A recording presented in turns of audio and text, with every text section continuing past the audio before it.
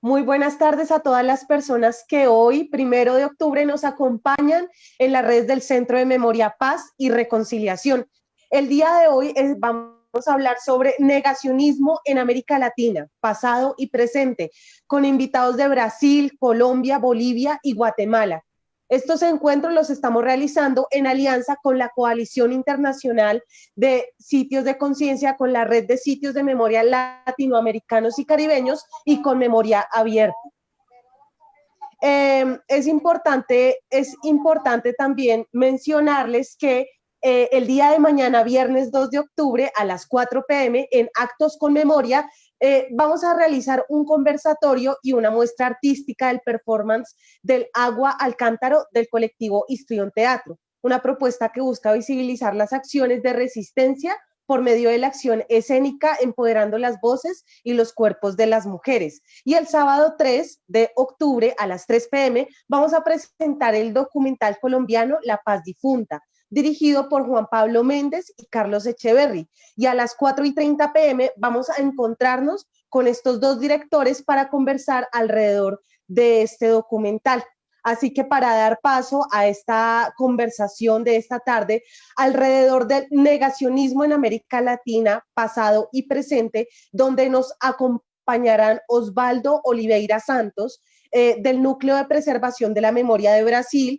También estará con nosotros Adriel Ruiz, de la Red Colombiana de Lugares de Memoria, y Ruth Llanos, quien nos acompaña de la Asociación de Familiares Detenidos, Desaparecidos y Mártires por la Liberación Nacional, ASOFAM, de Bolivia, con la moderación de Patricia Ogaldes, del Centro de Memoria Monseñor Juan Gerardi de Guatemala. El día de ayer también realizamos un proceso de formación en torno a archivo oral, donde también nos acompañó Patricia y nuestros grandes aliados, Memoria Abierta desde Argentina, la Red de Sitios de Memoria Latinoamericanos y Caribeños y la Coalición Internacional de Sitios de Conciencia. Así que le damos la bienvenida a Patricia. Patricia, buenas tardes. Bienvenida a este espacio de conversación, a este ciclo de conferencias en torno al negacionismo en América Latina, pasado y presente.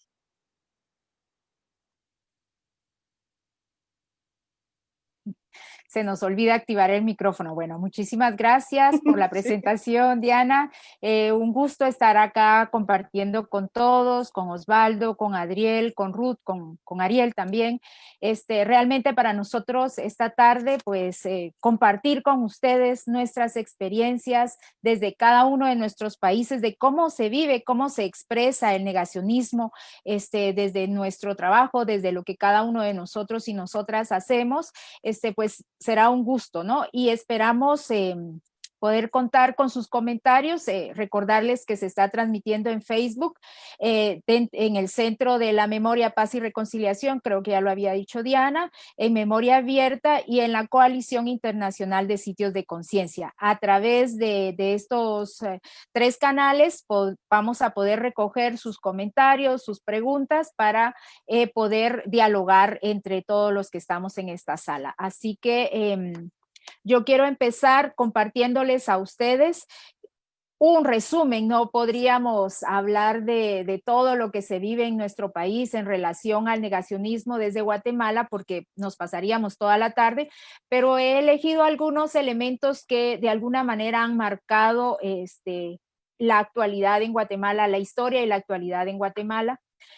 Desde el momento en que se presenta un informe de la Comisión de la Verdad, les estoy hablando de 1999, desde ese momento en donde está presente el presidente de la República, que es quien firma el acuerdo de paz firme y duradera, desde el momento en que él está en la sala y cuando se le llama para poder recibir como un símbolo de esa memoria de las víctimas del conflicto armado en Guatemala, se le llama y él pasa al frente y solo saluda a los comisionados y no es capaz de recibir de manos de los comisionados el informe Guatemala, Memoria del Silencio, el informe de la Comisión de la Verdad. Desde ese momento hay para nosotros una muestra de no querer aceptar esa realidad, de no querer aceptar esa verdad contada por las víctimas de violaciones a derechos humanos en Guatemala.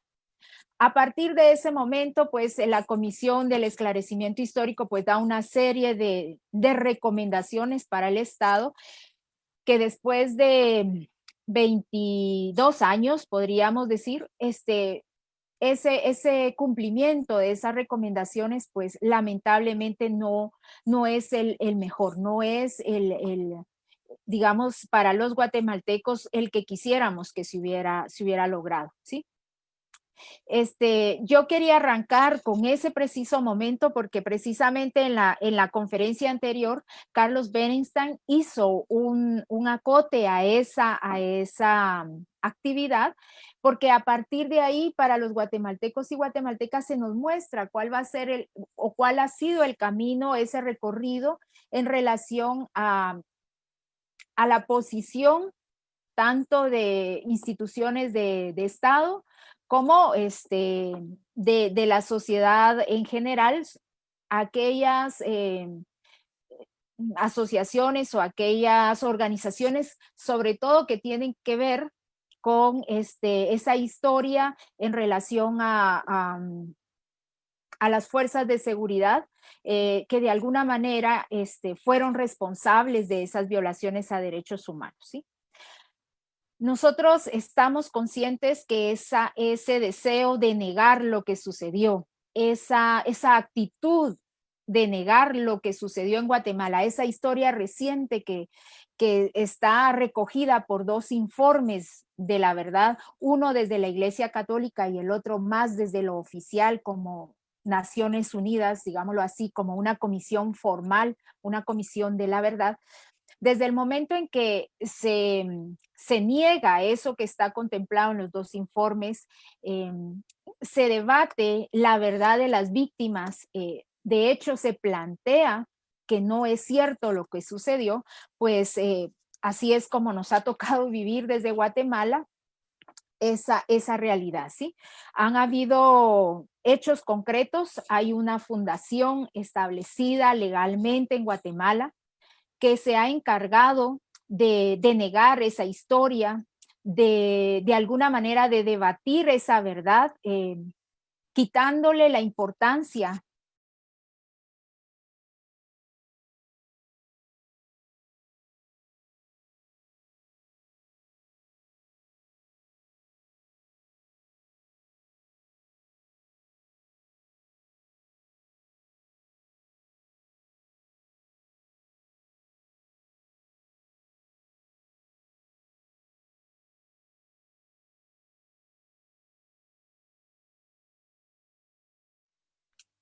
Bueno, qué pena con ustedes, de verdad, surgió una problemática técnica, se nos cayó la transmisión, pero bueno, vamos a continuar. Yo estaba compartiéndoles algunos ejemplos de cómo se vive el negacionismo en Guatemala. Estaba planteando que de alguna manera cada uno de los países lo vive de manera diferente, pero que al final de cuentas es como la misma experiencia, ¿sí? Que partiendo de lo que ya les planteaba, podríamos pasar toda la tarde hablando quizá de un solo país, pero bueno, hay otras experiencias que necesitamos conocer. Yo les planteaba que la lucha en Guatemala es dentro de los 3 organismos del Estado legislativo, pues con las iniciativas de ley que quieren votar aquellas situaciones que hemos avanzado de alguna manera, pero que llegan funcionarios vinculados a la impunidad en Guatemala y pues quieren retroceder lo que hemos avanzado, lo poquito que hemos avanzado.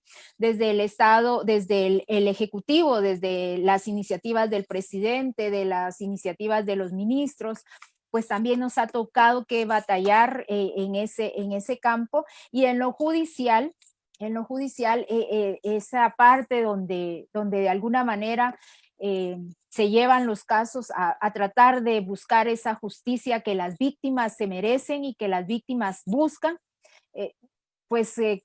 identificando a aquellos jueces que no, pues que están vinculados de alguna manera en Guatemala se les ha llamado el pacto de corruptos, porque no permiten que Guatemala pueda avanzar en la búsqueda de la verdad, de la justicia y de la reconciliación.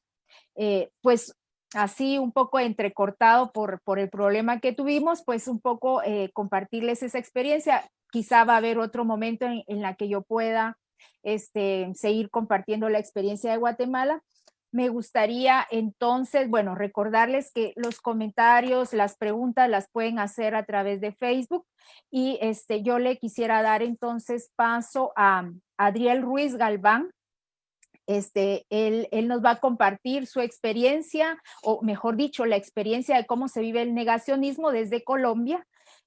Quiero contarles un poquito de lo que él hace y de lo que él es. Adrián es teólogo y filósofo, magíster en Derechos Humanos y Democracia, activista en derechos humanos, es director de la Casa Social, Cultural y Memoria y la Corporación Memoria y Paz en la ciudad de Buenaventura, proceso social de trabajo con comunidades afrourbanas y acompañamiento a víctimas del conflicto armado. Es coordinador del Nodo Sur Pacífico de la Red Colombiana de Lugares de Memoria, que congrega lugares e iniciativas de memoria en los departamentos de Chocó, Valle del Cauca y Nariño. Y en Buenaventura se articula a través del lugar Capilla de la Memoria. Yo me imagino que me quedo corta con todo lo que pudiera presentar a Adriel. Él nos va entonces a compartir esta parte de cómo se expresa el negacionismo entonces en Colombia. Adriel, te escuchamos. Bueno, muy buenas tardes para todos y todas. Saludo a mis compañeros y compañeras de lugares de memoria en toda Latinoamérica y Centroamérica. Afortunadamente, pues represento en este espacio a la Red Colombiana de Lugares de Memoria, que a su vez es miembro de la RESLAC. Y en Colombia somos una red de 35 lugares de memoria a nivel nacional, desde el norte, lo que tiene que ver con la Guajira y la Sierra, hasta el sur, que tiene que ver con el Amazonas. Y desde el oriente al occidente están, digamos, lugares e iniciativas de memoria histórica que vienen haciendo hace más de 30 años procesos de memoria y de reconstrucción, digamos, de procesos de verdad, acompañamiento a víctimas, defensa de derechos humanos y defensa del territorio. Entonces, para la red, hablar de negacionismo obviamente nos pone como en el contexto en el que hemos trabajado históricamente y desde muchas experiencias que incluyen todos los sectores, mujeres, afro, grupos étnicos, campesinos, indígenas, etcétera, pues hemos venido generando una dinámica de trabajo muy importante para el país. Como ustedes saben, nosotros en Colombia estamos en este momento en un periodo muy, muy importante que tiene que ver con el posacuerdo del acuerdo de paz que se firmó con una de las guerrillas, digamos, más antiguas, pero también más complejas del conflicto colombiano, como es la guerrilla de las FARC-EP, las Fuerzas Armadas Revolucionarias Ejército del Pueblo, y que empezó un diálogo, se dieron los diálogos para ponerle fin al conflicto armado que lleva más de 50 años en Colombia. Si bien es cierto, hay 35 lugares, hay uno que no está, que es el Museo Nacional de Memoria, que es, digámoslo así, como la figura de museo que se empieza a construir a raíz de la Ley de Víctimas y Tierras, la 1448, y que fue hace poco, fue expulsado de la red y fue también, digamos, apartado de la coalición internacional y de la RELAC, precisamente por temas de negacionismo y relativismo, y seguramente me voy a referir a ese caso en especial, porque es donde más cercanamente hemos sentido, digamos, los diferentes lugares de memoria a nivel nacional cómo, digamos, se asume casi que una política de negacionismo que termina, digamos, que ningún proceso de paz como el que estamos viviendo realmente surge efectos. Entonces, todos los temas que tienen que ver con garantías de no repetición se vuelven abstractos. Sí, y lo que estamos viendo ahorita es un recrudecimiento de la violencia a nivel nacional, tanto rural como urbano. Entonces, si hay una situación compleja del negacionismo, es que permite que los hechos se vuelvan a cometer e incluso generando mucho más daño y afectaciones individuales y colectivas a los civiles, sobre todo a los civiles en todos los rincones del país. Bueno, respecto a la pregunta que nos plantearon también desde la mesa y nos han invitado como Red Colombiana de Lugares de Memoria, nosotros tenemos una postura, digamos, que hemos venido defendiendo hace muchos años sobre el reconocimiento del conflicto armado como un conflicto altamente grave, altamente lesivo para el país y que un conflicto que ha estado, digamos, focalizado sobre la población civil.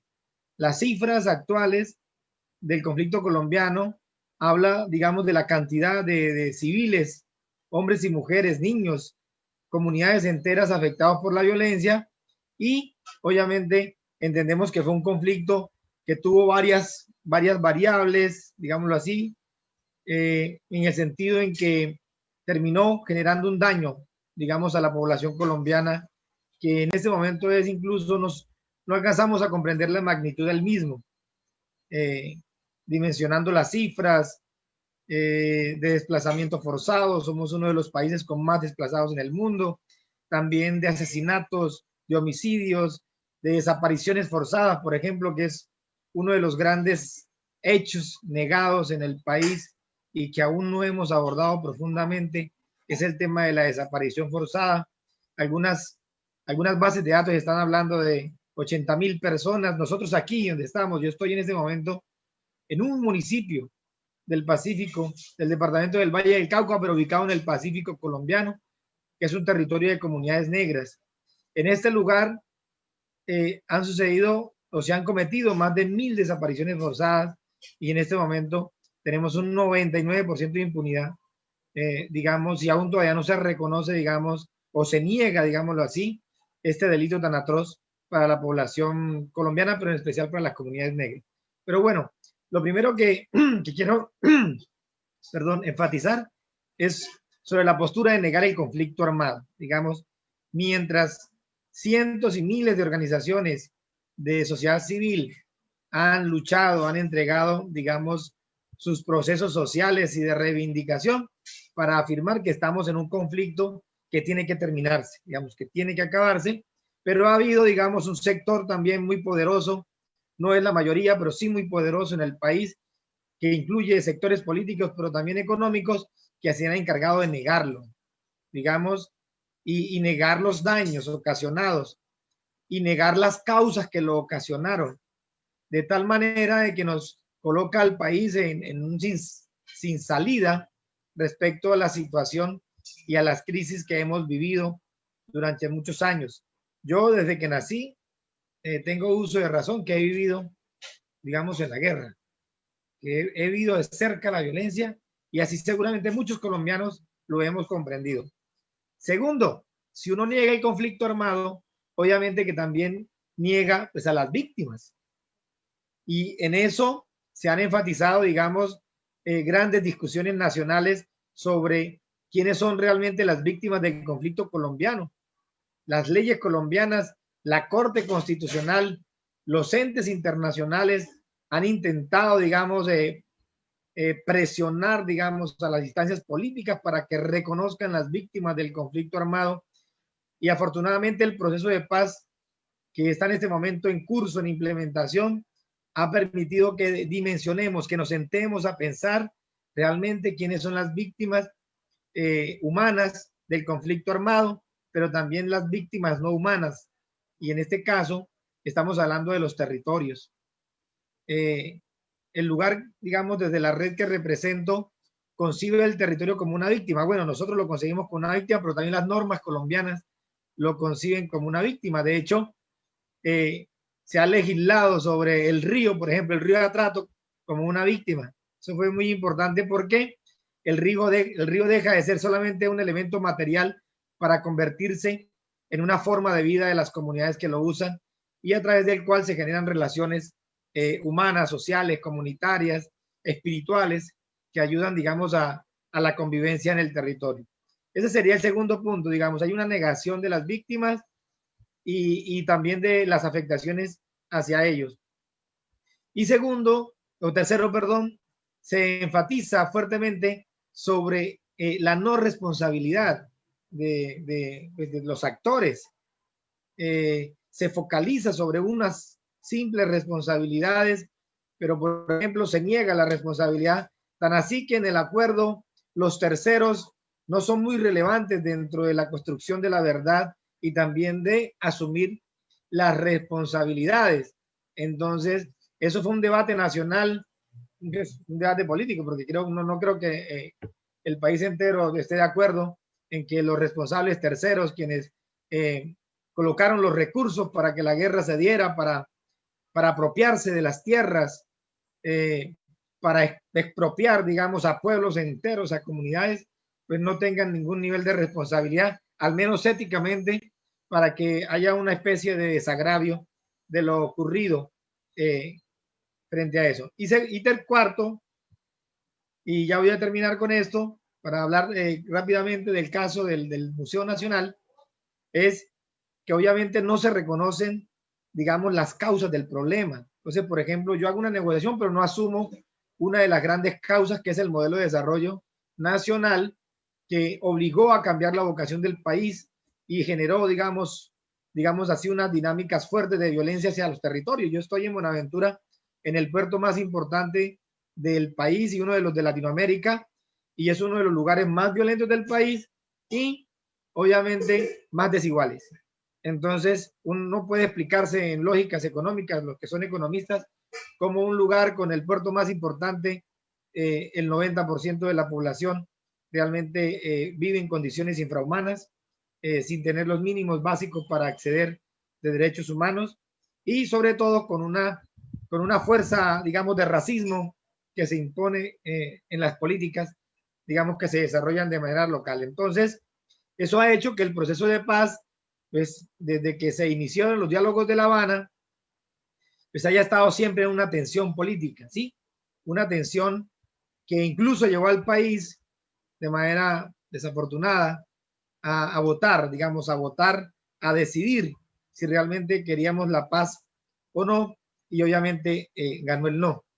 En el país ganó el no, y eso nos llamó mucho la atención, digamos, a todos los sectores, porque eso es el fruto, digamos, de cómo algunos sectores se han empeñado en implantar, en montar unas políticas de negacionismo y de relativismo fuertemente, y los medios de comunicación se han convertido, digamos, en los transmisores de esas políticas de negacionismo, llevándonos a vivir una situación a veces compleja como la que estamos viviendo, digamos, actualmente en todos los rincones del país, y todo el mundo lo sabe. Los medios de comunicación, al menos los que son alternativos, intentan visibilizar un poco la situación que vive, por ejemplo, de masacres en este momento en el país, de asesinatos, de desplazamientos forzados, por la, digamos, reorganización de otros grupos armados ilegales y sobre todo por la no implementación del acuerdo. Entonces, esa es la manera más evidente. Hay una manera evidente de negar el conflicto, es no aplicando el acuerdo, digamos, de no, con una política de desidia frente a implementar toda la estructura que se creó para que los acuerdos realmente impactaran los territorios, y obviamente que se ha hecho es una política de desprestigio frente a las instituciones, por ejemplo, frente al tema de la Comisión de la Verdad.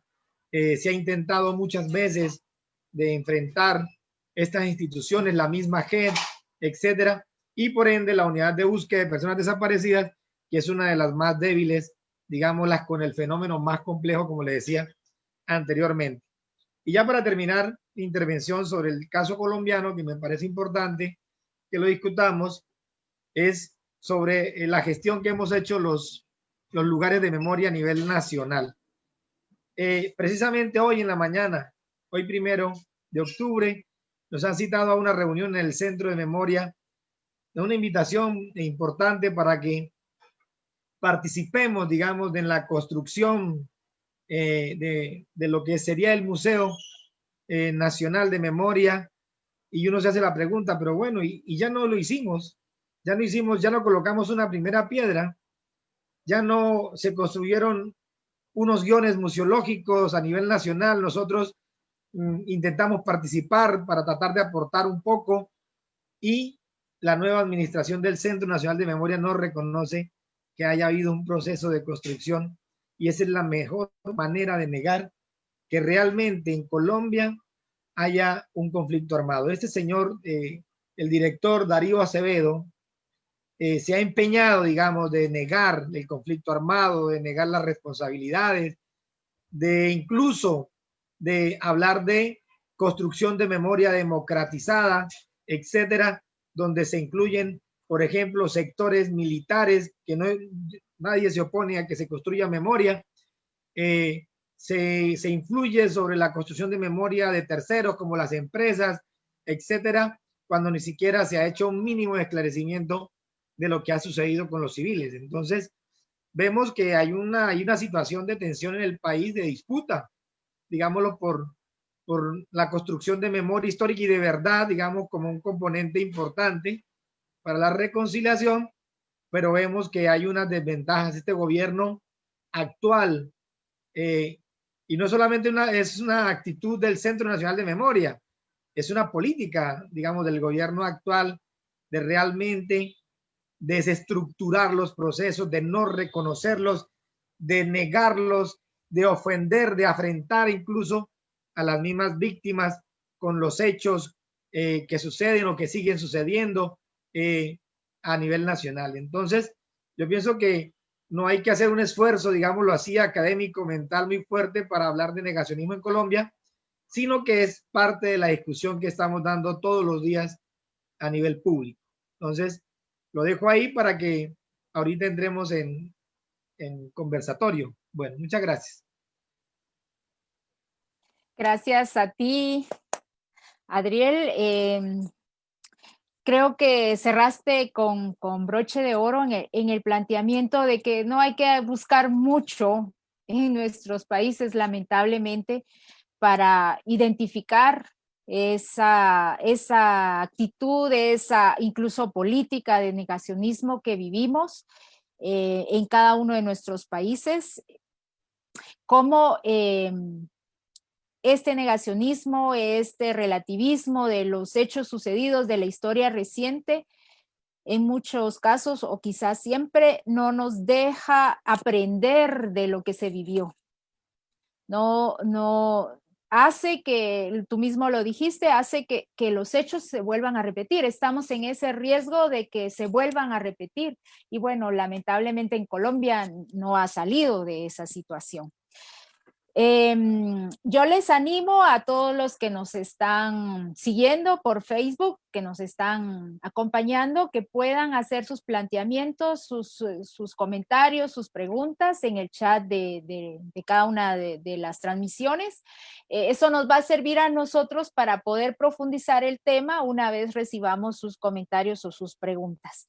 Yo quiero agradecer de antemano esas preguntas que nos van a hacer, porque lo vuelvo a repetir, nos van a servir, nos van a ayudar para profundizar en el tema.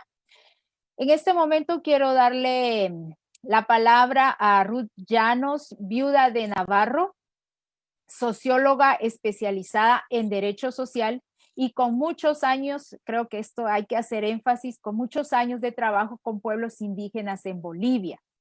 Ella es presidenta de la Asociación de Familiares de Detenidos Desaparecidos y Mártires por la Liberación Nacional. Y viuda de una de las víctimas de la masacre de la calle Harrington durante la última dictadura militar. Ruth, muchísimas gracias por estar con nosotros. Bienvenida. Te damos la palabra. Bueno, buenas tardes. Gracias, Patricia, por esta cálida bienvenida.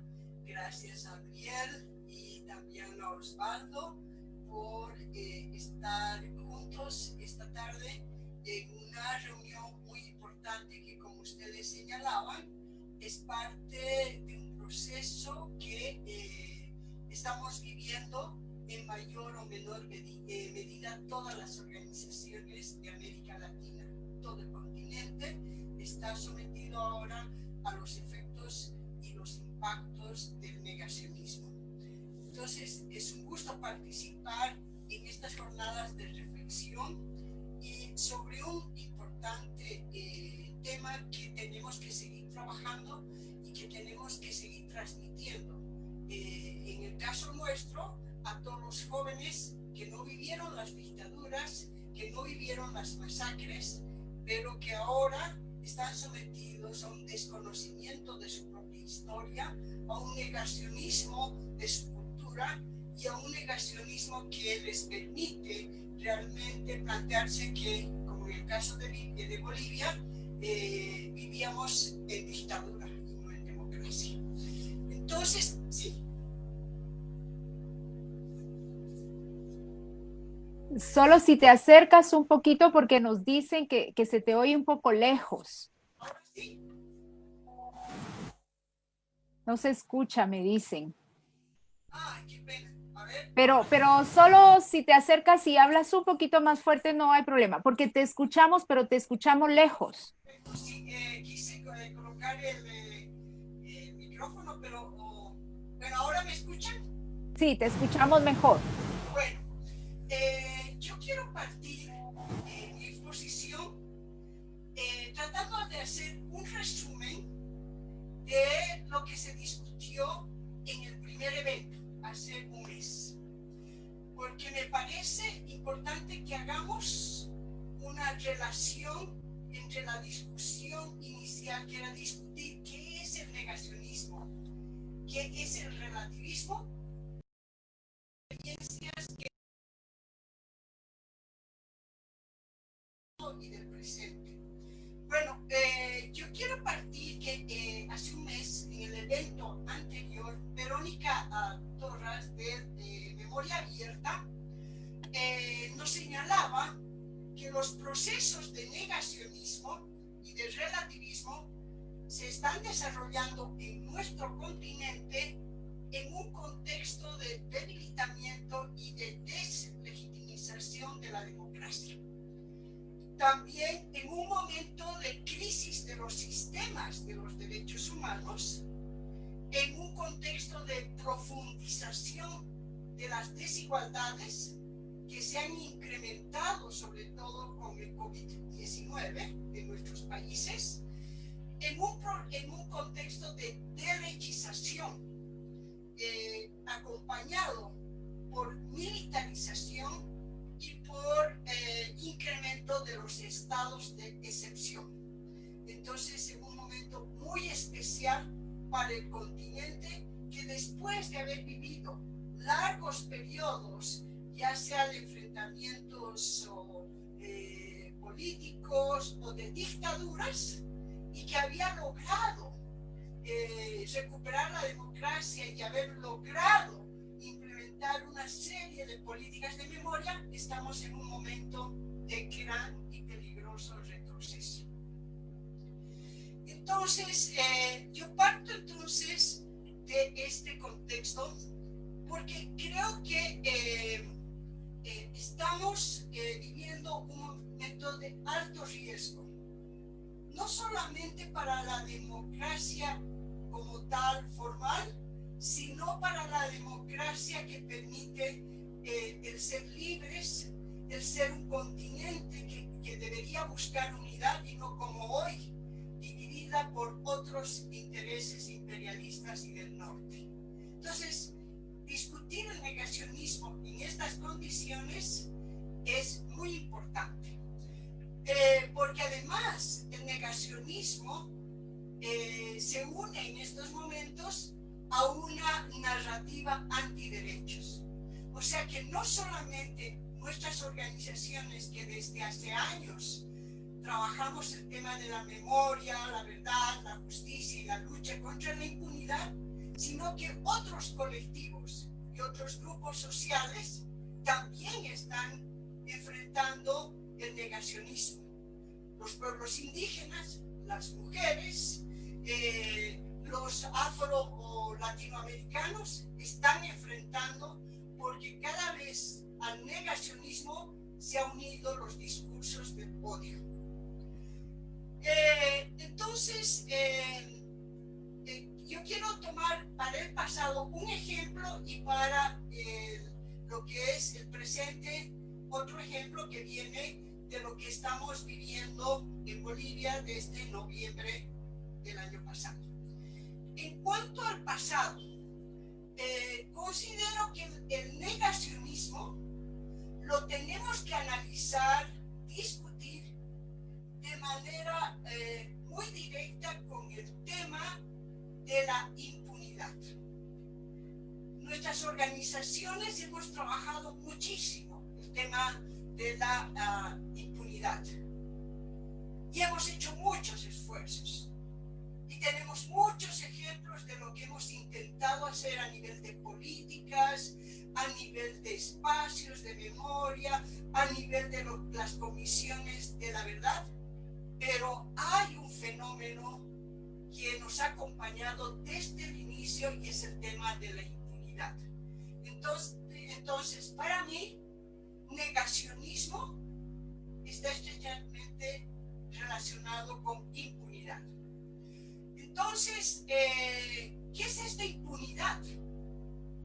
Es que todos los hechos sangrientos, dolorosos que vivió Guatemala, que está viviendo Colombia y que vivió también o el Brasil y Bolivia, todo lo que significaron torturas, masacres, ejecuciones extrajudiciales, desapariciones forzadas, persecuciones, no han sido sancionados en nuestro continente. Y en Bolivia, ¿no? Las dictaduras militares que tuvimos de Barrientos desde el año 64, Banzer 1971, Natush 1979 y el último dictador militar García Meza en 1980, ¿no? Hicieron desde el inicio procesos de negacionismo. Y entonces hay varios mecanismos que utilizan los negacionistas en nuestro continente. Uno es el miedo. Es desde el principio que nos intentan acallar nuestras voces y silenciar las voces de las víctimas. Otro es el negacionismo al que se prestan colegios, universidades, municipios, que minimizan la importancia de los hechos o lo desconocen. Recuerdo, por ejemplo, un artículo de una periodista acá en Bolivia, que cuando nosotros exigíamos una comisión de la verdad, y ella siendo una reconocida periodista y además alcaldesa de la ciudad de La Paz, escribió un artículo para decir, no, pero ¿por qué están reclamando el encontrar los desaparecidos? Son muy pocos, no son muchos, no son 30.000 como en la Argentina. Con eso, con ese intento de minimizar, como si un solo caso de desaparición forzada, que es el crimen más atroz que tenemos, no debería removernos para encontrar la verdad y la justicia.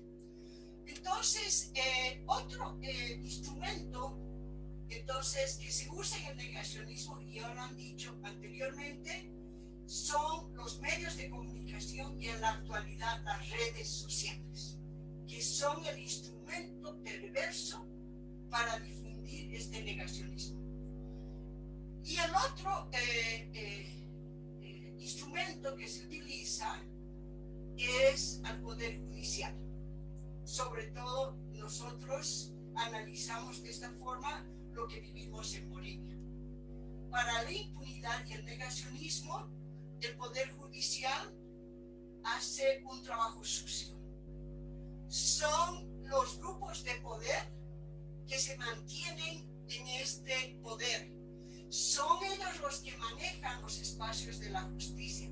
Son ellos los que protegen a los autores materiales e intelectuales.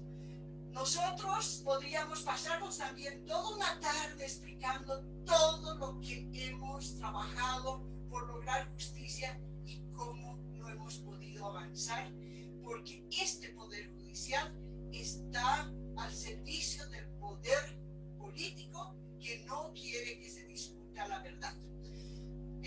Un solo juicio pudimos ganar cuando condenamos al último dictador militar García Meza, que nos llevó 10 años.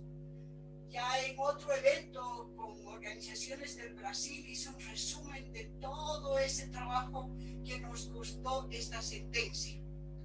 Pero también hay otro mecanismo que utilizan los negacionistas. Yo le llamo el intento de limpiar su imagen. Limpiar entre comillas. Y entonces, pero no solamente a los autores de hace 2 décadas, 3 décadas, sino también a sus herederos, a los hijos de los dictadores. Tenemos, por ejemplo, un ejemplo. En Bolivia tuvimos una dictadura, la más larga, la más corrupta y la más cruel, que duró 7 años, con numerosos asesinados, mineros masacrados, campesinos masacrados, y con una lista larga, de acuerdo a nuestra población. No fueron 30,000, pero fueron centenares de bolivianos y de bolivianas que desaparecieron o que fueron asesinados. Bueno, este dictador logró participar en unas elecciones del año 93. Se presentó después de que fue derrocado por una huelga de las mujeres, que logró sacarlo después de 7 años de dictador. Entró a unas elecciones, y hay otros también, a veces en las mismas filas de las organizaciones políticas están los que avalan y los que limpian a los dictadores. Hizo un pacto que se llamó el Acuerdo Patriótico en 1993, se presentó a las elecciones y en ese pacto firmó un grupo político que había perdido a varios de sus militantes con ese dictador, que fueron exiliados, perseguidos, asesinados. Toda la dirección de ese partido, que era el Movimiento de la Izquierda Revolucionaria, MIR, fue asesinado con la última dictadura. Ahí murió y fue masacrado mi esposo, pero luego ese mismo partido dio paso a que este dictador se lave la cara y entre por elecciones. La primera vez no ganó, pero la segunda vez sí logró, con el voto, con la desmemoria, con el olvido y con el negacionismo, ser presidente elegido en las urnas. Entonces eso es muy doloroso para los familiares, el saber de que el negacionismo hace que un dictador pueda entrar y aparecer ahora en los libros de historia de que fue presidente de Bolivia elegido, pero sobre la sangre de miles de bolivianos. Pero este dictador, cuando ganó, estuvo acompañado de su delfín. Acá, en términos coloquiales, nosotros decimos el pichón del dictador, que era su candidato a vicepresidente. Se llama Jorge Tuto Quiroga. Él era el delfín del dictador elegido. Banzer sufrió un cáncer y murió. Él se quedó, el vicepresidente se quedó como presidente. Hicimos todo lo que pudimos para evitar de que ganara esas elecciones. Tenemos ahí afiches con las listas, tenemos un video hermosísimo de una de nuestras presidentas que va a un cementerio y muestra unas flores y le dice: general, hace 25 años que no sé dónde está mi hijo José Carlos Trujillo. General, ¿dónde pongo estas flores? Bueno, este video, que es histórico para la asociación, no logró, pese a todos los esfuerzos y otras acciones que realizamos, el que este dictador fuese presidente por un tiempo. Pero ahora su delfín, Tuto Quiroga, es candidato en las actuales elecciones. Sigue utilizando la limpieza que se dio, sale en todos los medios y ningún periodista le pregunta sobre los 47 muertos que hay en su periodo cuando fue vicepresidente. El dictador y presidente cuando después murió el dictador. Hasta ahora él solamente tiene el 1.2% de la intención de voto, de acuerdo a las últimas encuestas. Es nada frente a los porcentajes de los otros candidatos, nada. Pero se pasea en todos los medios y ningún periodista, ningún medio le pregunta sobre ese pasado dictatorial y tampoco le pregunta sobre esos muertos que tiene bajo su espalda. Pero además, él se pasea por los salones de la OEA, es amigo de Almagro y es veedor internacional y se va a El Salvador y desconoce también la voluntad popular que el pueblo quiere expresar en El Salvador. Eso es lo que tenemos cuando tenemos un negacionismo que logra seguir manteniendo a estos autores materiales e intelectuales de las dictaduras. Entonces, es un ejemplo del pasado, pero que se mantiene en el presente. Y eso es lo difícil en nuestra lucha contra el negacionismo. Tanto poder económico, político, de cabildeo, ¿no? De relacionamiento en esos clubes de algunas organizaciones internacionales hacen que nunca rindan cuentas y sigan lucrando o lavándose las manos hablando de democracia. Ese es el ejemplo del pasado, pero que, como les digo, subsiste en el presente. Bueno, el negacionismo en el presente. Esto tal vez para la audiencia de Bolivia. Mientras preparaba esta presentación, esta mañana escuchaba en una radio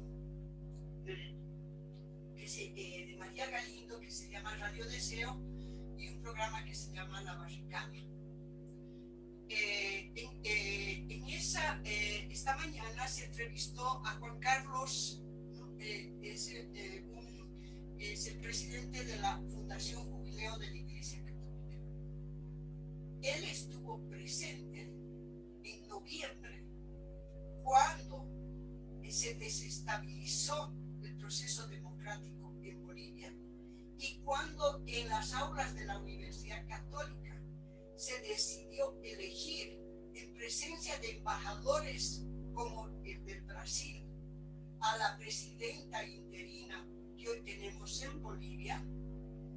Ese programa es el ejemplo claro de cómo los que intervienen en las decisiones, como estas tan cercanas que tenemos en este momento, mienten, no dicen la verdad, tratan de ocultar lo que hicieron.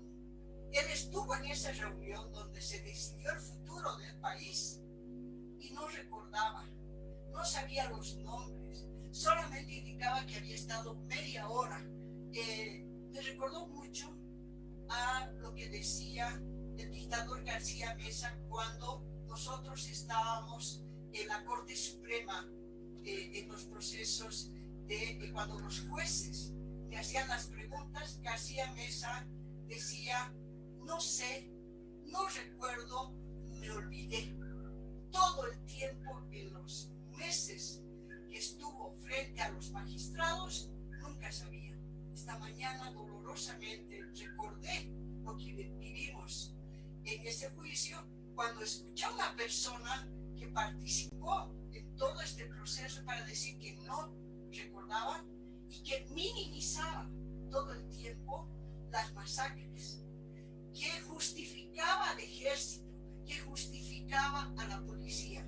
Entonces, en el hoy, en el presente, tenemos muchas organizaciones financiadas con muchos recursos para realizar el negacionismo y la impunidad. Entonces, en ese sentido, para terminar, decía, es muy difícil en este momento la situación de Bolivia, cuando además, como les señalaba inicialmente, tenemos el incremento del discurso del odio, cuando todo el que se opone es llamado como indio, como todo el que puede querer reclamar las cosas es considerado ser parte de un partido.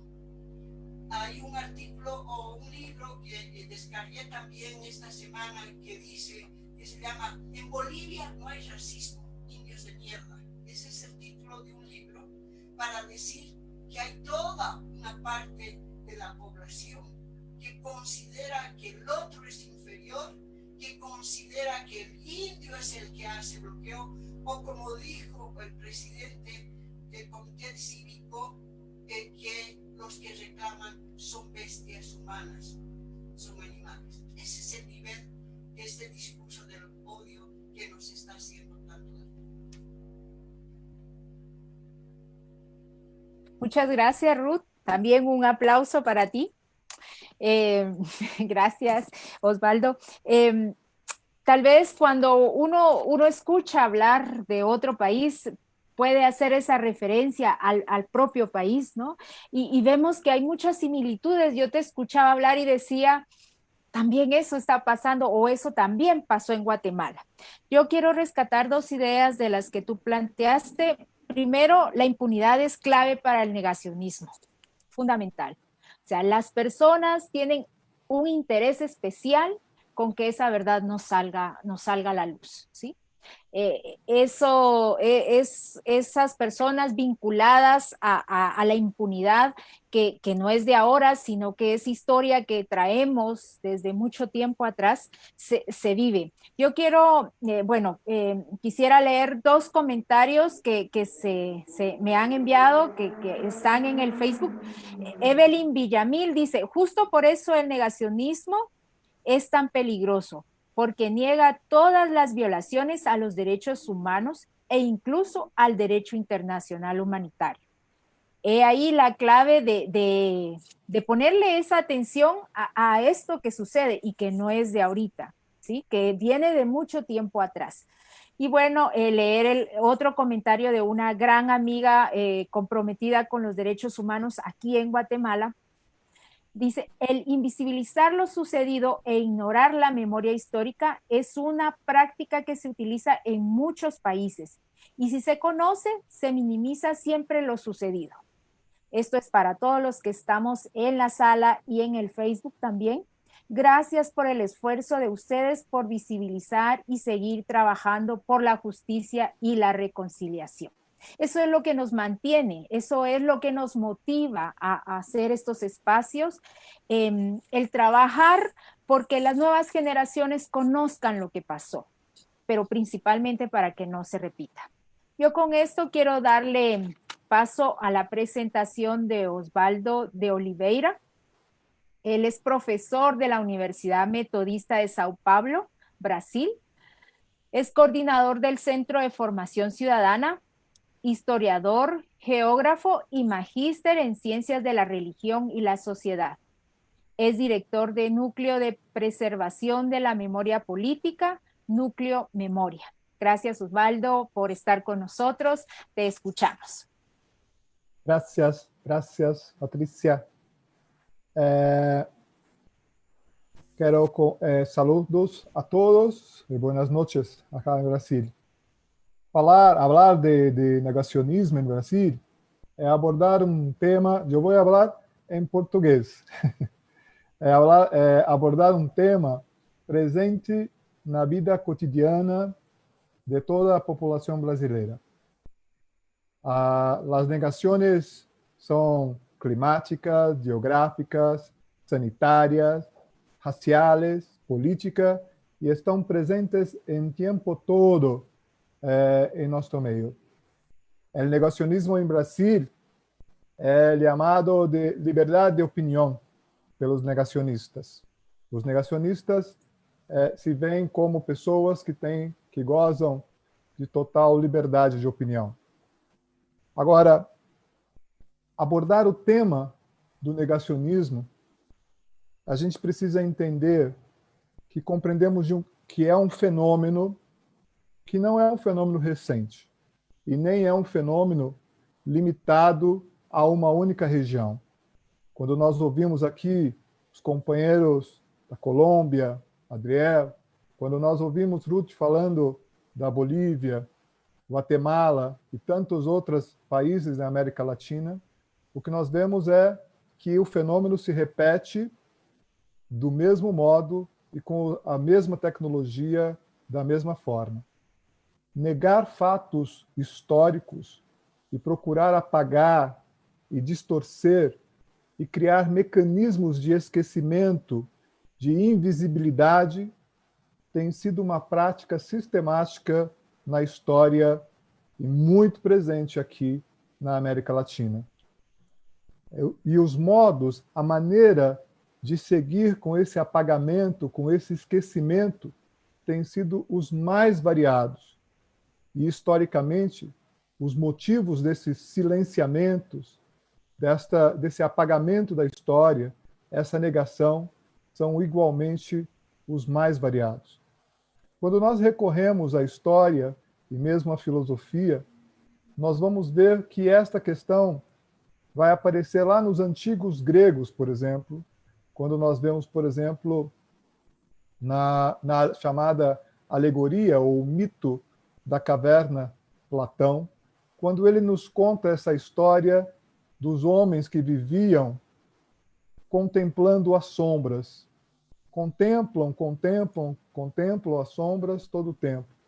E insiste que as sombras são a expressão da própria realidade. Até que aparece alguém, um homem que se liberta e consegue então dizer e chamar a atenção de todos, dizendo: olha, isto aqui não é a realidade. Isto aqui é só a sombra da realidade. Mas as pessoas, de um modo bárbaro e de um modo violento, silenciam o homem. Silenciam este homem que chama a atenção para a verdade. Pelo assassinato, pela eliminação física desta pessoa, silenciam a verdade incômoda, optando pelas trevas, optando pelas sombras do mundo real. Mais adiante, nós vamos ver, por exemplo, no pensamento de Karl Marx, uma reflexão muito poderosa, que também contribui muito para este tema do negacionismo. Marx fala da ideologia e fala dos espadachins mercenários de toda a burguesia. Lá no pós-fácil da segunda edição alemã do Capital, Marx faz uma importante constatação em sua crítica ao que ele chama dos economistas vulgares, aqueles que se afastaram da verdade científica. Precisamos, então, trazer à memória este ponto e refletir sobre o fenômeno do negacionismo contemporâneo e observar a sua estrutura e a sua lógica. Vamos perceber que esse negacionismo não acontece à toa, não acontece de modo desproposital, mas ele acontece com uma finalidade inclusive de classe, com um interesse de classe.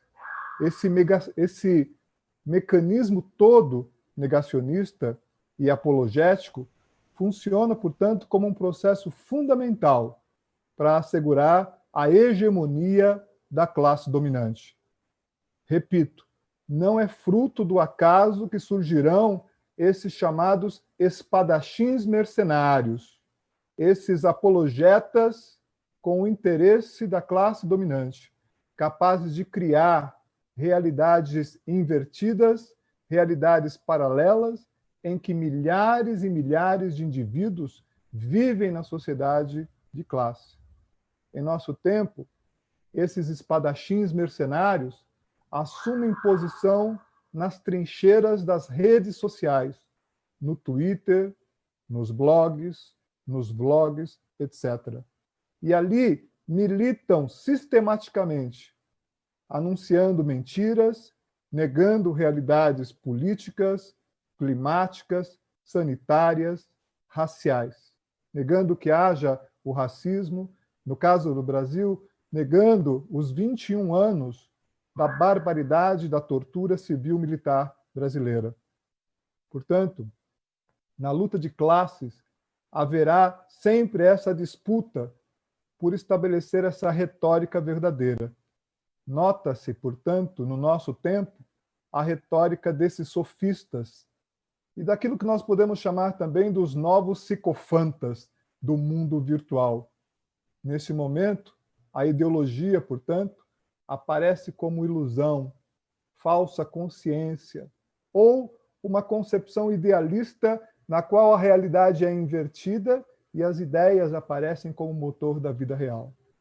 Surge, portanto, aquilo que Marx novamente vai chamar de câmara escura, em que toda a ideologia, os homens, então, aparecem de cabeça para baixo numa câmara escura, negando, portanto, a realidade. Estamos, portanto, diante dessa chamada consciência deformada da realidade, que se dá através, portanto, da ideologia dominante. Repito, é muito importante nós entendermos que o fenômeno do negacionismo ele se encontra com um forte interesse da classe dominante, como forma, portanto, de subjugar e ampliar os mecanismos de exploração. As ideias, portanto, da classe dominante são postas como dominantes na sociedade. O negacionismo, portanto, apresenta a sua face real. Não se trata de uma ingenuidade e, de forma alguma, se trata de liberdade de expressão ou a liberdade de opinião. Ou mesmo um erro qualquer. Não é um erro qualquer. Não é um erro não intencional na leitura do mundo, mas é uma deliberada arquitetura de realidades legitimadoras dos interesses da classe dominante. O negacionismo, portanto, consiste nessa prática de ir negando realidades desconfortáveis a um grupo que está presente na sociedade e tentando impor um determinado modo de ver. Vamos ver, por exemplo, no nosso contexto, essa presença nas redes sociais.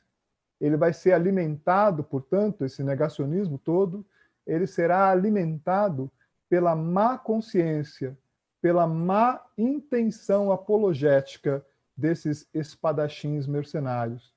No mundo contemporâneo, fartamente disseminado, com o uso dos famosos robôs na internet, nas redes sociais, que chegam hoje a ser responsáveis por mais de 50% de toda a informação que circula pela internet.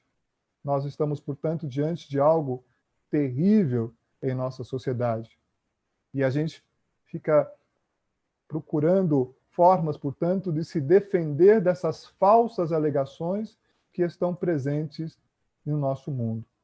Tem sido assim no negacionismo do Shoah, da calamidade, da catástrofe do povo judeu na primeira metade do século XX, do escravismo africano nas Américas, uma das mais longas e brutais formas de violência cometida contra um grupo, das mudanças climáticas, das catástrofes ambientais que são negadas, de inúmeras doenças que acometem a toda a humanidade e com inúmeros outros fatos históricos comprovados e fartamente verificados.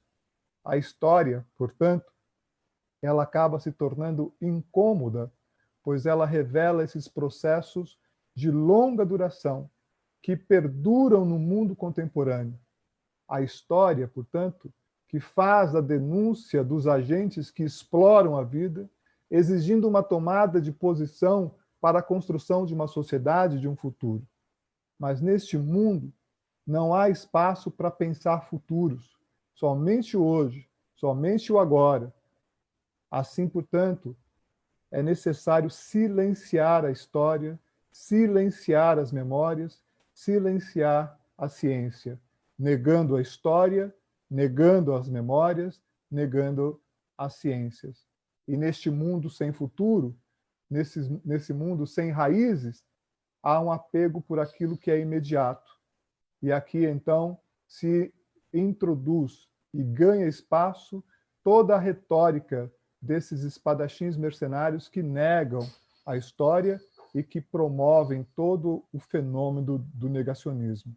Aí, o fenômeno do negacionismo se encontra com aquilo que nós chamamos de pós-verdades, ou seja, a criação de verdades. E a gente vai observar isso de forma intensa em todo o mundo. Ou seja, o negacionismo não é, volto a dizer, um elemento circunscrito, limitado a um determinado momento geográfico, um espaço geográfico ou um momento histórico. Antes, ele está extremamente presente na nossa sociedade.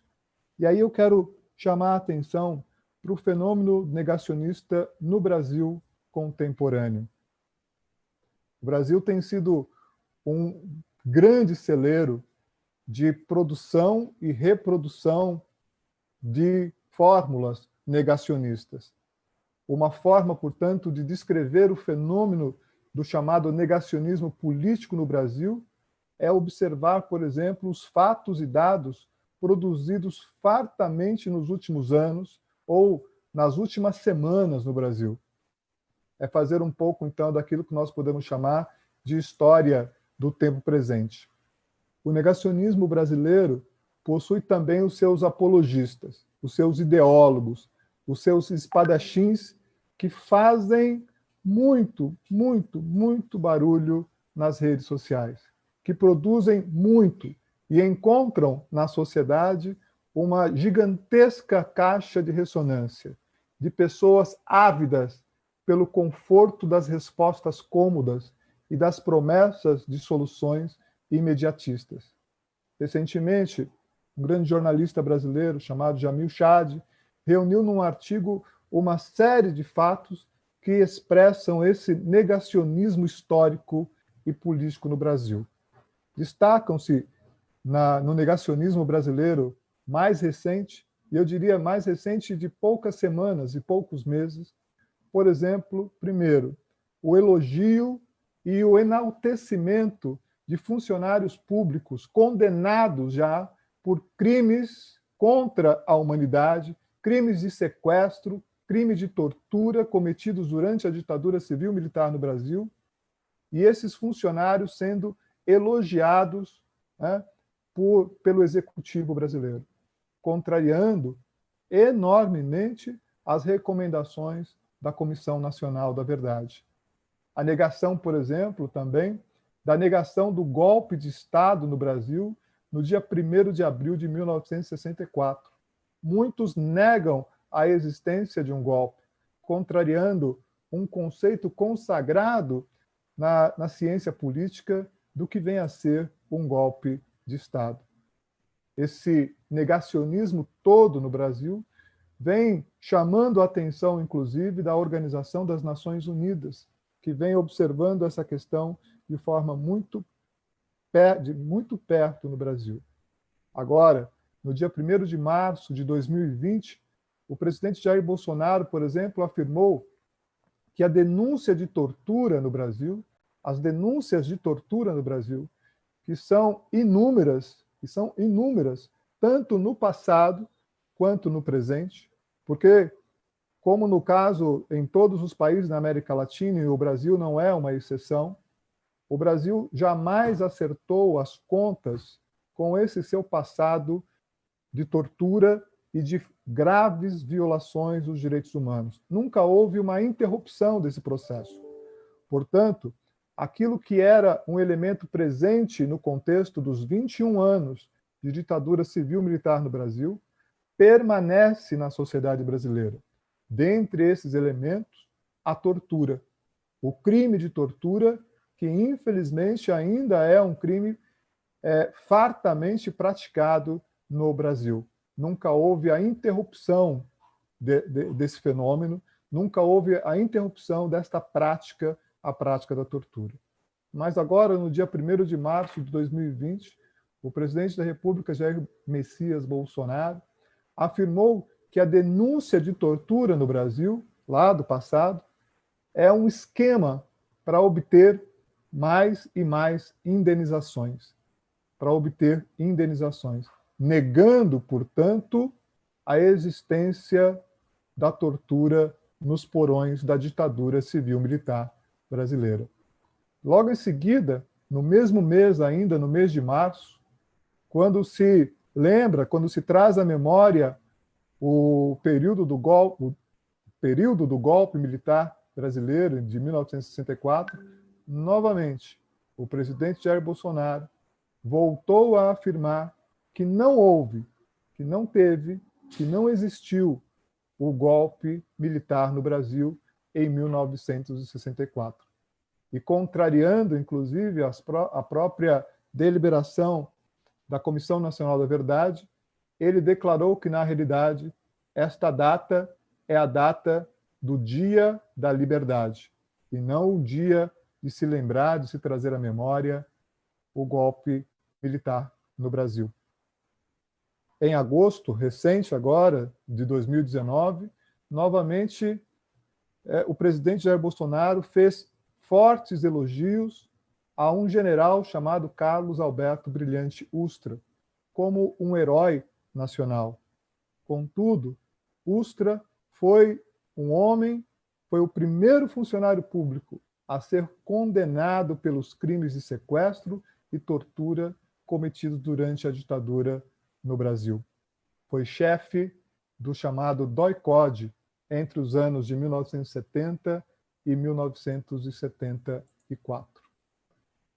Portanto, não se trata de liberdade de opinião, mas de uma construção de uma retórica alicerçada na total ausência de documentação e de comprovação histórica, e a produção sistemática de um viés de confirmação que alimenta um rebanho que segue descolado da realidade. Trata-se, portanto, de uma construção agradável, cômoda, para a satisfação de um grupo, pois a verdade dos fatos é irrelevante e muitas vezes incômoda demais para permanecer. Agora, é importante a gente lembrar aquilo que nós vimos lá, logo no começo da minha fala. O negacionismo não é um processo aleatório, não é um processo ingênuo e, de modo algum, um processo furtivo. Antes, ele é parte de uma ação que contribui, que possibilita a ampliação da exploração de classe e a expropriação das riquezas produzidas pela classe trabalhadora. Não é um erro e, de modo algum, a ausência de virtude moral. Não é simplesmente uma mentira. Não são simplesmente mentirosos, mas sim estão a serviço de interesses que contribuem para a ampliação da exploração de toda a população. Não é uma situação qualquer, não é uma situação à toa, mas ele está a serviço de determinados interesses.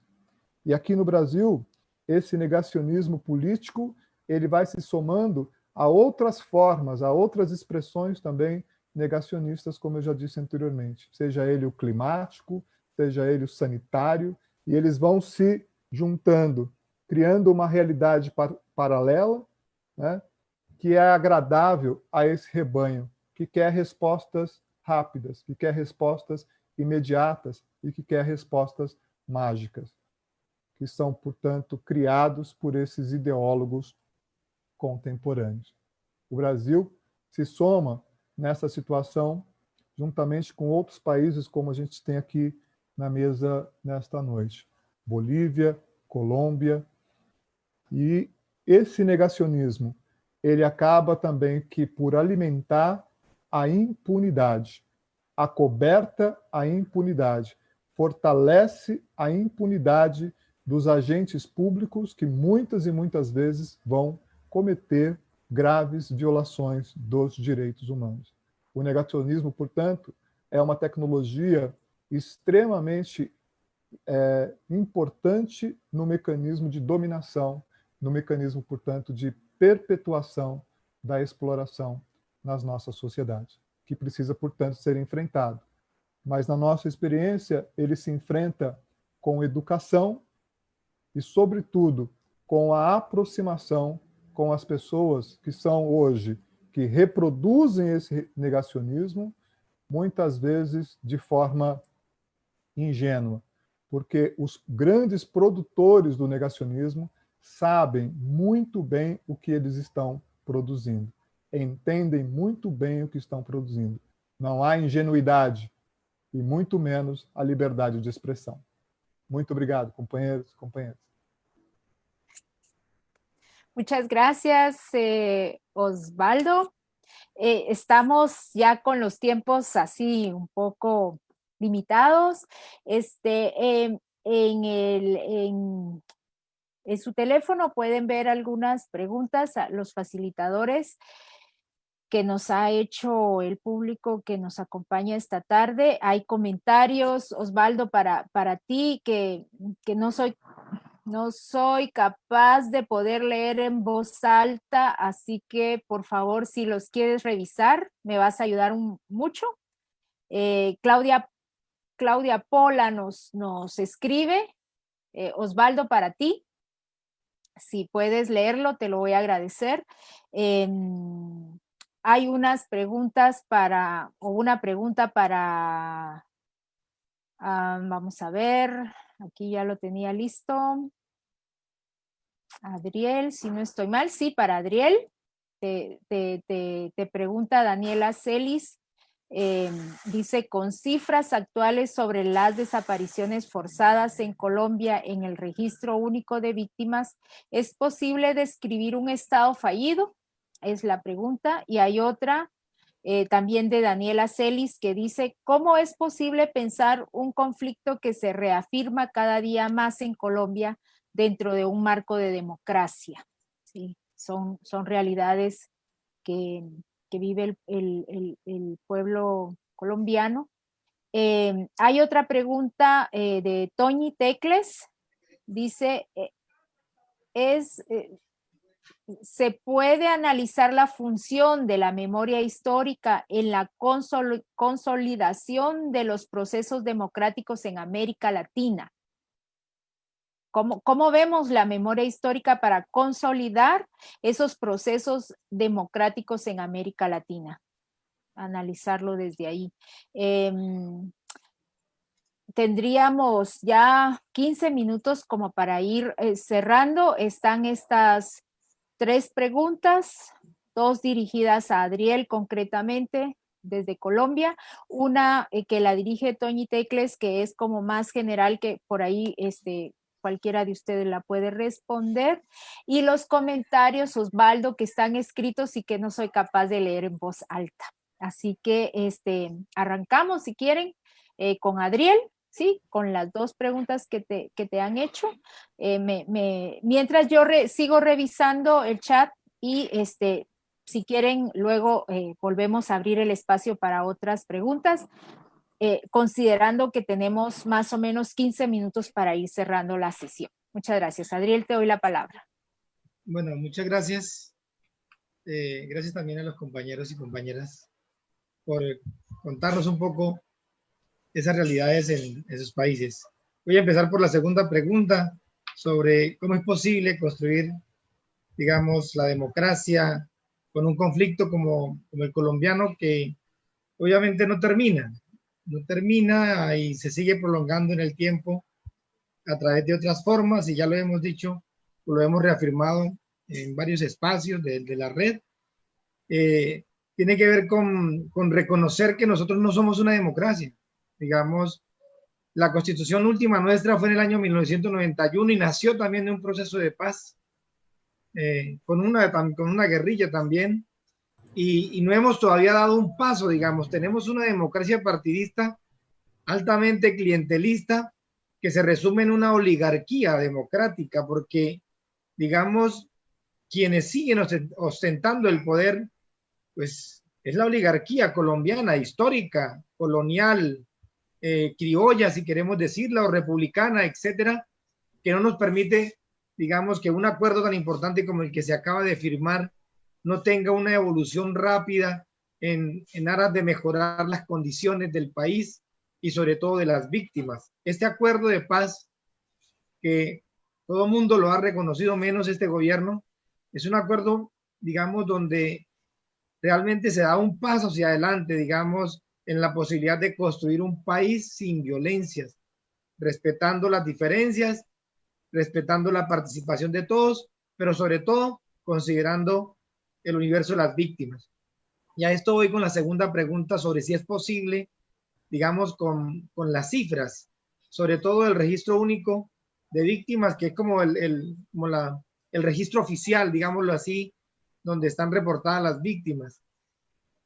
Yo pienso que esto supera las cifras todavía no las sabemos en realidad, digamos, ustedes saben que eso ha sido un fruto del negacionismo, negar las cifras, negar las víctimas, negar lo que sucedió, digamos, quiénes realmente son los muertos, dónde están los desaparecidos, los millones y millones de personas desplazadas. Yo creería que hay un reto colombiano que hay que construirlo con todos los sectores, sobre todo el sector grande de la movilización social, de empezar, digamos, a construir escenarios, digamos, donde se pueda generar otras dinámicas frente a la situación actual que vive el país. Eso tiene que ver con la construcción de la democracia, es decir, no podemos ser ajenos, digamos, a quienes ostentan el poder, porque siempre vamos a tener la misma situación cíclica, cada vez mucho más agudizada. Uno de los frutos, digamos, de la negación es de la derechización, es decir, estamos en un momento altamente complejo digamos, de poca democracia real como la entendemos o la hemos entendido filosóficamente, donde realmente hay un respeto a los derechos humanos y hay una participación absoluta, digamos, de la población respecto a la toma de decisiones y cómo nos podemos organizar en un país tan importante como Colombia, tan rico como es Colombia, tanto en minerales como en su gente, en su cultura, pero obviamente con un sistema democrático como el que tenemos es muy complejo, muy complejo. En este momento, y termino con esto, se está adelantando una ley. Hay un proyecto, una propuesta de proyecto ley para condenar el negacionismo, digamos, a ver si esa vía permite, digamos, restringir a los políticos, hombres y mujeres políticos que se aprovechan de eso para seguir, digamos, manteniendo un sistema de oligarquía democrática altamente lesivo para la democracia real. Entonces, yo pienso que tenemos que avanzar, que no nos ayudan las cifras, que es clave lo que están haciendo los lugares de memoria en todo el país, que es aportando a la construcción de la verdad. Si no aportamos entre todos, si el movimiento social no aporta las suficientes fuerzas para que la verdad que sale en este tiempo pronto, en año y medio, nos sirva, digamos, para sentar bases y vencer un poco esas formas de negacionismo y relativismo que existen en el país, que nos están llevando a tener un conflicto altamente lesivo. Gracias, Adriel. No sé, Ruth, si tú quisieras brevemente, yo sé que es mucho pedir, pero por el tiempo, poder plantear ese papel que juega la memoria histórica para los procesos democráticos en América Latina. ¿Cómo lo ves tú? ¿Qué consideras? ¿Qué valor le das a esa memoria histórica en la consolidación de los procesos democráticos en América Latina? Para responder ahí una parte. Tengo ya varias preguntas, así que les pediría por favor que fueran así puntuales. Rápidamente, la memoria histórica ha sido todo un proceso en el que las organizaciones hemos trabajado y sigue siendo vital para poder enfrentar las situaciones actuales y para profundizar la democracia. El hecho de trabajar con instrumentos que puedan rescatar las memorias orales, las memorias escritas, todo lo que significa reconstruir la verdad y la memoria, son elementos centrales que tenemos en nuestras manos para seguir profundizando la democracia y luchar desde nuestros sitios contra el negacionismo. Y ojalá también, y hay que entrar con los jóvenes, que en el tema también de responder esa memoria histórica a través de las redes sociales. Muchas gracias, Ruth. Así, con el tiempo justo. Muy bien. Osvaldo, hay una pregunta para ti directa de Manuel Alejandro Ruiz Durán, que plantea, él nos dice, quizá en todas las comunidades políticas existen grupos hegemónicos con capacidad de construir y socializar sus propias visiones e interpretaciones de la realidad. ¿Cuál sería la especificidad del negacionismo? Es una pregunta directa para ti. Muy buena. Eu penso que o negacionismo não é uma disputa de ideias, mas é a negação da ideia, a destruição da ideia, a destruição do conhecimento, a destruição do argumento. O negacionista, ele não disputa ideias, ele não quer diálogo. Em Brasília, não sei como se chama isso em espanhol, se fala em lacração, lacrar, encerrar, colocar fim em um diálogo, lacrar. Aqui em Brasil se chama lacrar, ou seja, a pessoa não quer debate, não quer conversa, diálogo, não quer diálogo, quer encerrar o diálogo, terminar o diálogo e sempre vencer, sempre vencer. Não lhe importa se o argumento é de verdade ou de mentira, se afirma ou nega, o que importa é vencer. Portanto, o negacionista não disputa ideias, ele quer destruir a ideia. Então, é diferente do passado em que você tinha a disputa de ideias, o diálogo, as diferenças de ideias. O fenômeno do negacionismo é um fenômeno destrutivo. É um fenômeno destrutivo. E aí eu emendo com uma outra pergunta. Alguém comentou o seguinte: como então combater o negacionismo? Né? Quais as ações para se enfrentar o negacionismo? Em princípio, a primeira ação que me ocorre são processos educativos. Buscar a educação como forma de enfrentamento desses processos. A manutenção dos lugares de memória, porque esses lugares são lugares físicos que expressam de forma muito contundente, de forma muito forte, a realidade dos fatos. Mas, mesmo assim, ainda segue sendo uma luta bastante difícil. Mas o negacionismo não é troca de ideias, é a destruição da ideia. Bien, gracias, Osvaldo. Verónica Torres nos plantea, dice, quisiera enfatizar en un aspecto de lo que plantea Osvaldo, dice, el negacionismo no es un problema de déficit de conocimiento. El negacionista sabe sobre la verdad, sino que es una cuestión de intención. No es un problema de conocimiento, sino que es un problema ético y político. enfatizar Exato. esas ideas. De pleno Muy bien. acordo con Verónica, pleno acordo, es esto Sí. mismo. Muy bien, todos muy bien. Me acaban de enviar otro comentario, voy a leerlo en voz alta.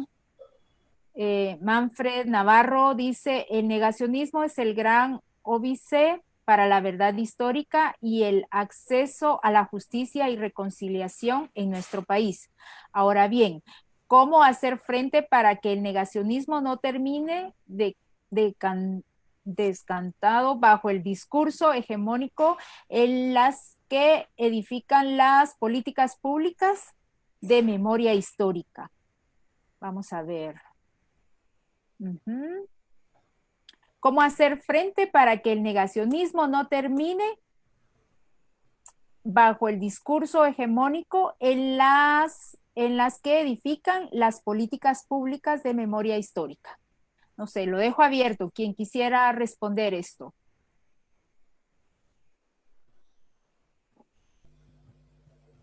No todos a la vez, solo uno.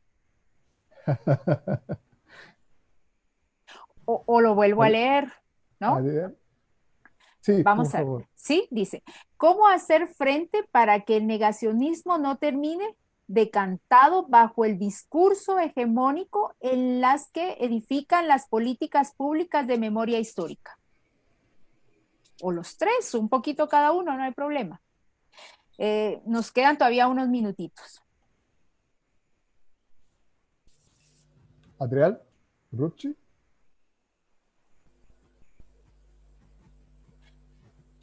Bueno, yo podría decir, ¿no? Que no hay una receta para esto, ¿no? Y que Ruth lo ha mencionado y todos desde nuestro accionar, desde nuestro actuar en las organizaciones en las que trabajamos, participamos, hacemos ese esfuerzo, ¿no? Al final es seguir luchando porque se conozca esa verdad, esa otra cara de la historia.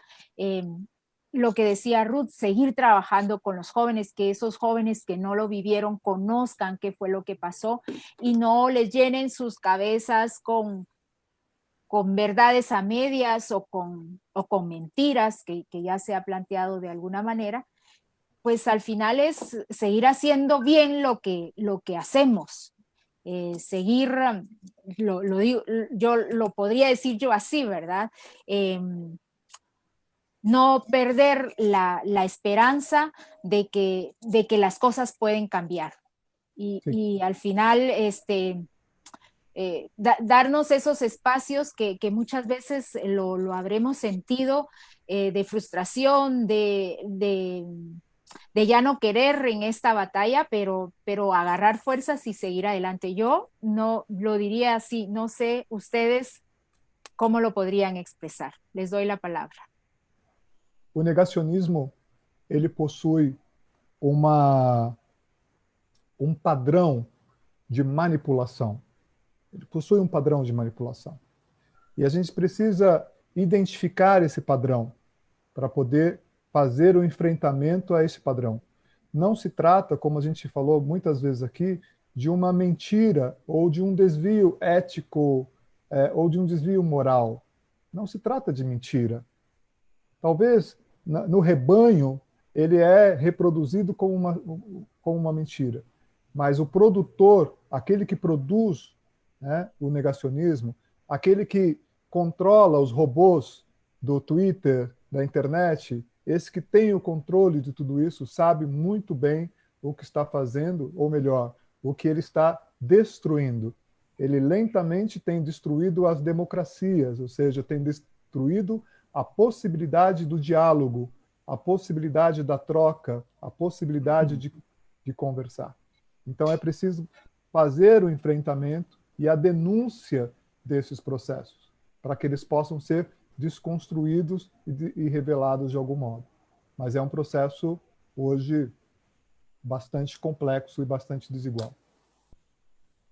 Yo quisiera simplemente, en el caso colombiano, por ejemplo, en que la Comisión de la Verdad en este momento se encuentra, digamos, consolidando, digamos, el informe de esclarecimiento, es clave, digamos, que se pueda generar un acompañamiento y un blindaje, digamos, a nivel genérico, de tal forma de que la verdad no caiga, digamos, en ese cliché, en que se convierta simplemente en una postura de 11 personas que interpretan qué fue lo que pasó en el marco del conflicto, y la verdad no surge como como un argumento social que permita la transformación, digamos, de las mismas causas del conflicto. Entonces yo pienso que en este caso, en el caso colombiano, ahí debe haber una postura, digamos, muy fuerte social que trate, digamos, de generar un respaldo y un acompañamiento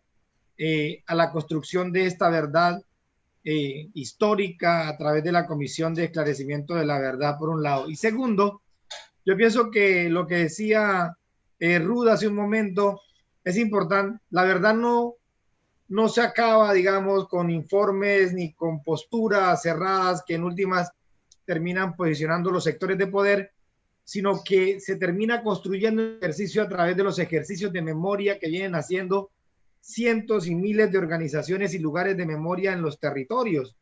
Lo que llama aquí algún escritor construir memoria de abajo, desde los procesos locales, territoriales, donde están todos los lugares de memoria. Yo pienso que eso es clave para que no caigamos en quién determina realmente a través de una política de memoria qué es y qué no es lo verdadero, cómo tiene que entenderse o cómo educarse, qué fue lo que nos pasó a los colombianos en el marco del conflicto.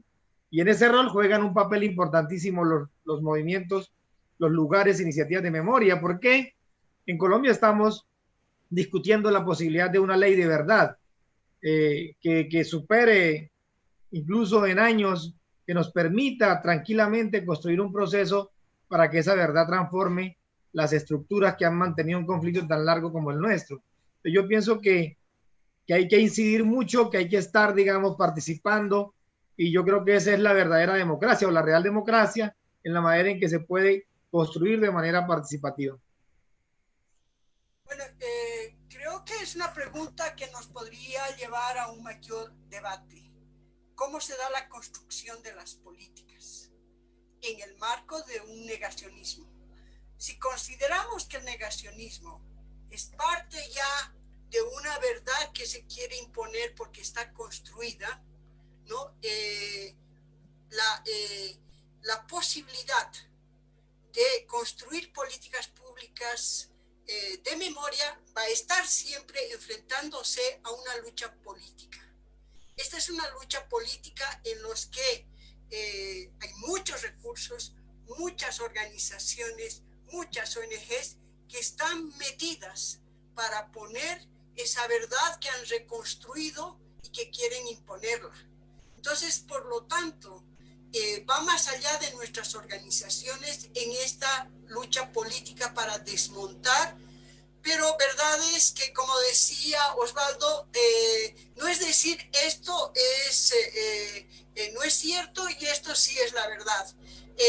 Creo que las posibilidades que se tienen son complicadas porque nos estamos enfrentando a un poder que quiere imponer, pero que además está poniendo muchos recursos porque los que manejan esos boots, los que manejan todos esos recursos, también son los que crean las revoluciones de colores, son los que hacen caer gobiernos y por lo tanto las políticas, por más esfuerzos que realicemos, se pueden quedar siempre debilitadas porque el tema va más allá y es un tema en realidad geopolítico que nos podría, como decía inicialmente, llevar a discusiones con un mayor tiempo. Muy bien, gracias a Osvaldo, Adriel, Ruth. Como lo dijimos al principio, podríamos pasarnos toda la tarde acá hablando este tema, no terminamos, pero pues tenemos que respetar los tiempos. Yo espero que haya otro momento en el que podamos seguir dialogando sobre este tema. Me encantó poder trabajar con ustedes, me dio muchísima alegría poder leer acá las preguntas, amigas, hermanos que están tan lejos de nosotros y que pudieron poner su palabra en esta sala, en este diálogo. Yo no tendría más que agregar, darle las gracias a Centro de la Memoria, Paz y Reconciliación, a Memoria Abierta, a Coalición Internacional de Sitios de Conciencia. Gracias a ustedes, a todos los que nos acompañaron esta tarde, esta noche. Yo no quiero cerrar los micrófonos, no quiero ser la última en hablar. Si alguno de ustedes quiere decir las últimas palabras ya de despedida, porque ya nos pasamos del tiempo, pues yo abro otra vez los micrófonos y bueno, que nos cierren a todos entonces. Gracias. Gracias y la lucha continúa. Un abrazo solidario de paz. Muchas gracias. Con ese gracias y ese abrazo de paz nos vamos y hasta la próxima.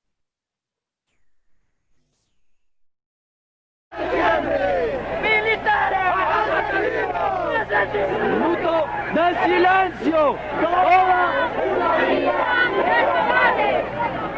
El pueblo unido jamás será vencido. Es el resultado de una cultura de la violencia.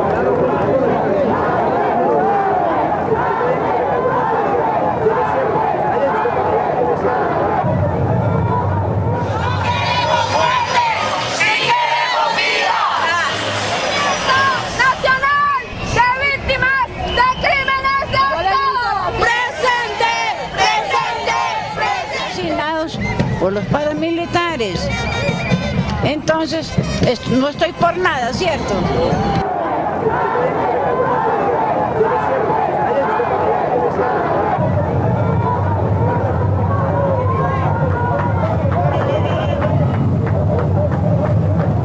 Es nuestra verdad y nuestra dignidad, y por eso estamos aquí, por el dolor que nos ha causado un Estado.